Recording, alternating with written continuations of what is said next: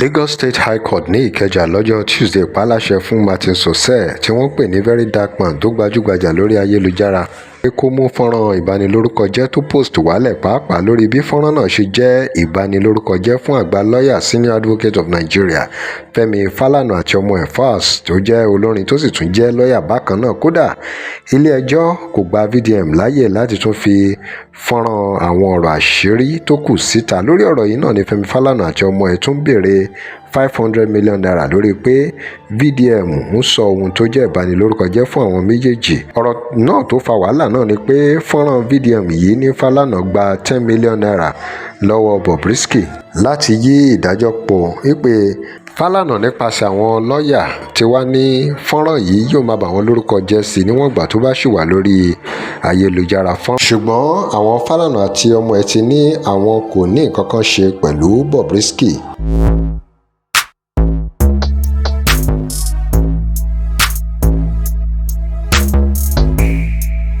Welcome to crossblog XTV. Remember to like, share and follow us. Nínú lẹ́tà míì náà ti tún wá fìdí ọ̀rọ̀ múlẹ̀ náà ni àwọn lọ́ọ̀yà Falana ti ní kí Bobrisky apologize fún àwọn ọ̀rọ̀ irọ́ tó sọ nínú fọ́nrán tó jáde látọ̀dọ̀ VDM. Lẹ́tà náà jẹ́ kó yé wa pé ọ̀rọ̀ rí bẹ́ẹ̀ o wípé Bobrisky béèrè 3 million naira lọ́wọ́ Falz láti secure special treatment ní Kirikiri. Bí Bobrisky ò bá wá ṣe ohun tó yẹ kó ṣe wípé kó bẹ̀bẹ̀ ó ṣeé ṣe kí wọ́n fà á lọ ilé ẹjọ́. Oríṣiríṣi làwọn èèyàn ti ń sọ lórí ọ̀rọ̀ yìí, ṣùgbọ́n àwọn Falana ti jẹ́ kí àwọn èèyàn mọ̀ pé àwọn ò ní gbà kí ẹnikẹ́ni fi aṣọ àwọn yí ìdọ̀tí. Ẹ já gbọ́ díẹ̀ lára ohun táwọn èèyàn sọ ní comment section. Ẹ já gbọ́ nǹkan táwọn èèyàn sọ. Láwálé Sàláù ní the fact was they want to use power to scatter this. If Bobrisky can go free of this case, definitely Nigeria is zoo, as Biafra people have been saying. Ọmọ Obadiah Oluwatobi Precious, what's the Yoruba name of Verydarkblackman? Kẹ́hìndé Peter Olúmúyìwá ó ní àṣìlò agbára of the highest level. Ìdájọ́ òdodo dà ní Nàìjíríà, àṣìlò agbára lásán. Adékúnlé Adé ó ní imagine this country, try get money o. Abíọ́dún Wàsíù Ọlámilékan ó ní olórí ìbú ni gbogbo wọn. Adéyẹmọ Ayọ̀mídé ó ní I stand with VDM. Ìtarakùnrin yìí sọ ti ẹ̀gùn díẹ̀. Aṣíwájú Ayọ̀dèjì Ọlọ́wẹ̀ ó ní let me ask you, a particular lawyer handled Fela's case. Fela lost and rot in jail. He handled MK Abiola's case. There was no justice till today. The same lawyer handled Mohbad's case. Till now, no justice.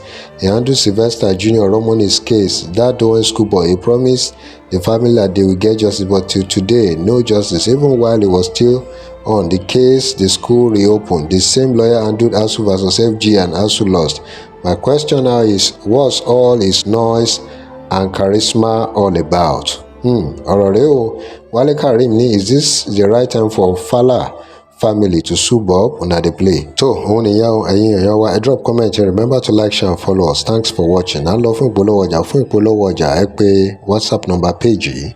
Tẹ́ ẹ bá lè rí àmì ṣe gbogbo ogun tó lóhùn ní gbọ́ tó lóhùn ní gbà lórí ayé yín, iná agbára Ọlọ́run máa jó dànù. Kí lè nǹkan tẹ́ ń là kọjá tó dàbí pé ẹ ti wá ọ̀nà àbáyọ ṣùgbọ́n tí ẹ ti rí ọ̀nà àbáyọ. Ẹ ti pàdé wòlíì yín ló fà, ṣùgbọ́n arán mi sí ọ lónìí dádì, arán mi sí ọ lónìí mọ́mì. Olúwa lòun fẹ́ ṣe nǹkan ńlá nínú ayé yín.